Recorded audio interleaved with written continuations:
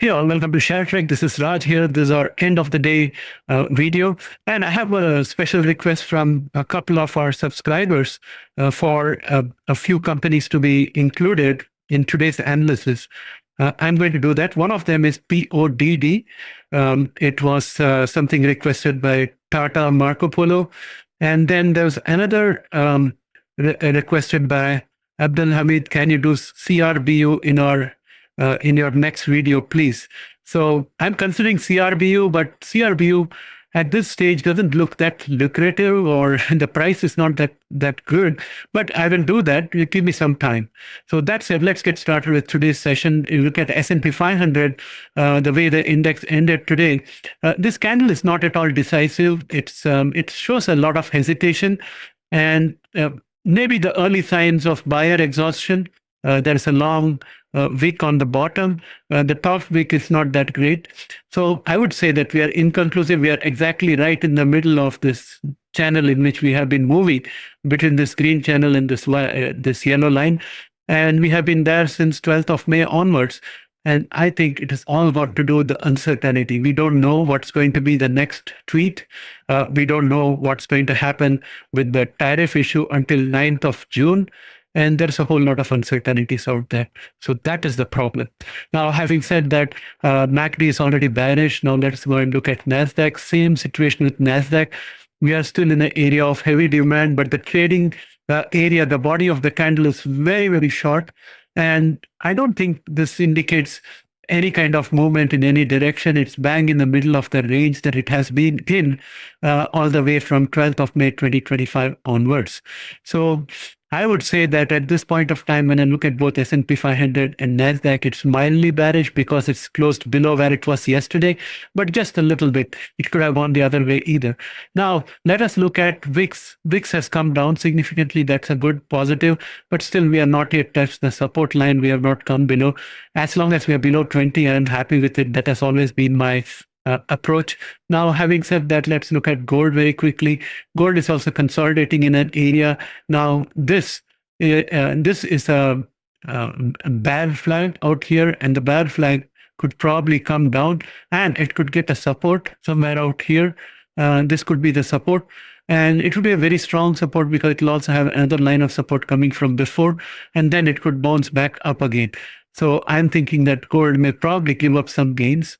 That's a possibility. MACD is bearish and momentum is just at average, so the energy is not there. Now let's go on and have a look at genomics, and let's get going with Prime. Prime is continuing to have a support at 1.16. It ended the day at 1.18. It could bounce off from here. It's at the rock bottom. And if you look at Intelia was down 7.79%. There was an adverse report. I addressed that in the morning's live stream. So I think Intelia will bounce back. It'll have a dead cat bounce sooner rather than later. I suppose tomorrow or day after we should see a dead cat bounce. Today, the entire environment was thrown out of gear due to the tweet regarding China cheating, and the Trump tweet saying that China is cheating with trade. So that kind of put everybody off balance, and that has hit companies which do not have enough cash and which do not have a monetized product, especially in the genomics sector. It has been hit very hard. And that's what has happened to Intelia on top of the bad news that they got, which I think is something which the market has already overreacted. Caribou Bioscience is down 8.62%, and we still have a resistance at 1.26. But I'll give you a finer line of support. I would say a minor line of support would be somewhere out here. And as always is our convention, I'm going to mark this orange to show that it's a minor line of support, and it's going to be at 0.94 cents. So friends, the reason why I'm not doing much analysis on Caribou Biosciences is it's almost a penny stock. We have been here before, and we have seen companies like Ginkgo Bioworks and Bluebird Bio go through this process. There was another company, if you recollect, SQZ Biotech. It went into the same situation and then it got delisted.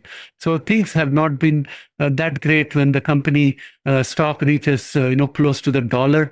And soon they will, once they go below the $1 mark, the exchange would give them a notice that they are not meeting the requirements of the exchange. So they will have to do a reverse split. So it's a capital destroyer. So I would rather stay away from these kind of companies at this point of time in such a bad market, because at this point of time, our objective should be to protect capital and have cash in hand so that when the market drops, we can pick up some really good blue chips. At least that's the way I'm thinking. I do like genomics. I like genomic stocks as well, but there's a time and a place to go for genomics. And I think for me personally, this is not the time to get into genomics. There are other better, safer plays out there. And cash is king right now, in my opinion. Of course, this is not financial advice, and please do your own due diligence. Next, let's go on to Beam. Beam was down 3% in the day's trade, and it has fallen below our line of support at 15.92. Right now, it's at 15.82. So 15.92 is going to be the support resistance for tomorrow, and the support for tomorrow is $15. Altimmune was down 3.21% during the day and a further 0.37% after the market closed. Our support continues to be 5.34. Right now we are at 5.41 and our resistance is 5.80. MACD and momentum both are looking very weak. Verve Therapeutics was down 3.26% during the day, and post-market it jumped 0.22%. And it's presently at 4.46, which puts it just above this line of resistance out here at 4.37. So I'm going to convert this line of resistance into a line of support. And we also have a diagonal line of resistance, which has been coming to us from a long period of time. So that's also going to give some amount of support going forward. So I would not mark that right now. Let us see where the market opens tomorrow. If the sentiments do not change, we can see the indices going down further. So I'll be a bit careful. I wouldn't be too bullish at this point of time. Editas is down 6.01%, and that takes it to $1.72. And the support is going to be 1.67 and resistance is going to be 2.07. And if I was pushed to make a minor line of resistance, I would put the minor line of resistance out here, one before the other one. And then you have Illumina, which was down 2.42%. Support continues to be at 80.42 and resistance continues to be at 87.22. CRISPR Therapeutics was down 1.33% during the day. Its support at 36.90 is now converted into a resistance, and that will be the resistance for tomorrow. And for tomorrow, the support is going to be 33.22. It won't fall immediately to 33.22, but if it were to reach that level, it would take it a few days to reach there. MACD is already bearish and momentum is dropped significantly.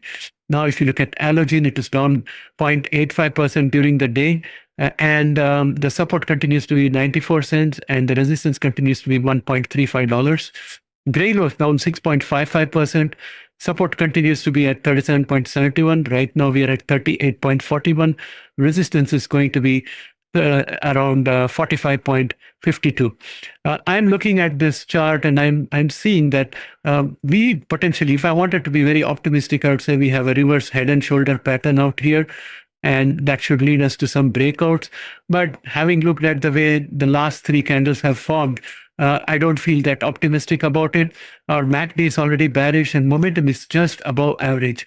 So we'll have to watch the space. It's going to depend on the overall market conditions as well. PACB is down 7.34%.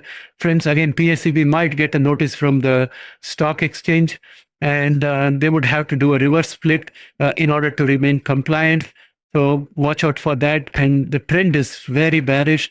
If we were to look at, let me just draw a line of resistance connecting all the top spots. So this is our line of resistance. And today we have fallen back below the line of resistance. We just seem to be going down and down and down until we can't go down anymore. And let's look at ARC Immune. ARC Immune was down 48.48%. It's a candle of indecision, very small body and long wicks on both sides. Support is going to be 20.29. Resistance is going to be 21.58. Look at Vertex. Vertex is down 1.18% during the day and a further 0.87% after hours. So our support is going to be 428.94 and resistance is going to be 449.11. Right now we are at 438.00. Ginkgo Bioworks is down 4.14% during the day. Support remains 6.48. Resistance remains 8.35. We have been in this range all the way from 10th of April onwards, and I suppose we'll continue to be in this range. So a potential swing trade could be to buy closer to 6.44 and sell closer to 8.41. And if you want to be even more conservative, I would say sell closer to 7.62. Still, there's money to be made out there, but you have to be very alert. If you miss it, then you'll accumulate losses. Again, my personal opinion, not financial advice. Let us look at Unicure, which was down 2.89%, and it's still range bound out here. And the resistance continues to be $16 and support continues to be $13.43. Right now, we're at 14.47. IMTX was down 0.92% during the day, and our resistance at 5.34 is now a support, and I'm going to mark this green, and our resistance going forward for tomorrow is going to be 5.94. So that is the range in which we are going to move. So that brings me to an end of today's session. So I will take the opportunity of looking at PODD. Now let's look at PODD. It has got a whole lot of positives coming its way. Goldman Sachs has increased the price target and initiated a buy rating, and Insulet is maintained at outperformed by Raymond James. And what else do we have here? Citigroup adjusts the price target. 4 medical stocks to watch. Okay, so something big has happened with Insulet.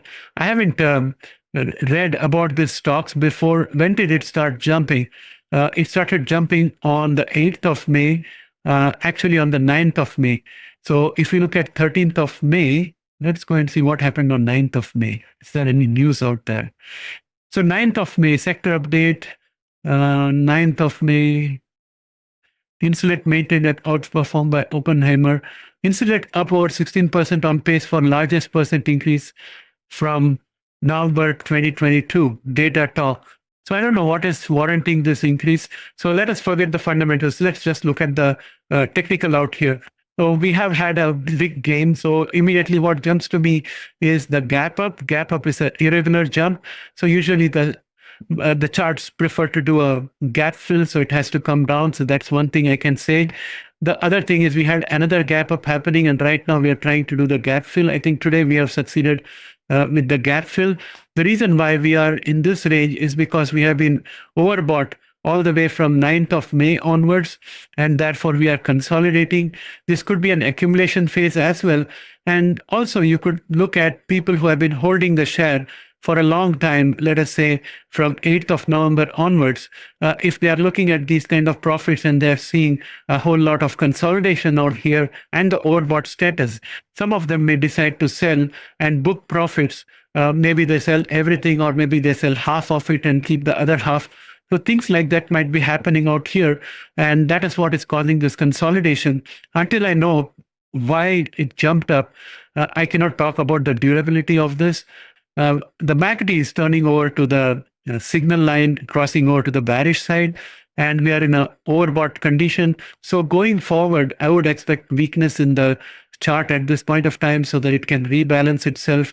It has to consolidate and not be overbought anymore so that it can make further gains. We'll visit this again in a few days and see what happens. One thing I would say is that given the overall market condition, the way it is with the tariffs and the other things that are going on, if I had Insulet Corporation, I would definitely book profits on half of the holdings, or at least some of the holdings, to recover my original cost to a good extent so that I can be covered. Or maybe I'll sell a covered call or do something to book some of these profits, because it cannot stay there for too long in such an elevated state after a huge gap up. So watch out for that. And the other thing I would say is that you could probably say there's a kind of double top out here. Of course, they have to be at the same level. But if you look at the wicks are at the same level. That could potentially send it down, maybe all the way down to $316 or something like that, but not more than that. But the gap fill is something I'd be concerned about. That's all I have to say. I mean, I don't have anything more to add out there. So with that, my friends, I would like to bring this video to an end. Thanks and have a great day. Bye for now.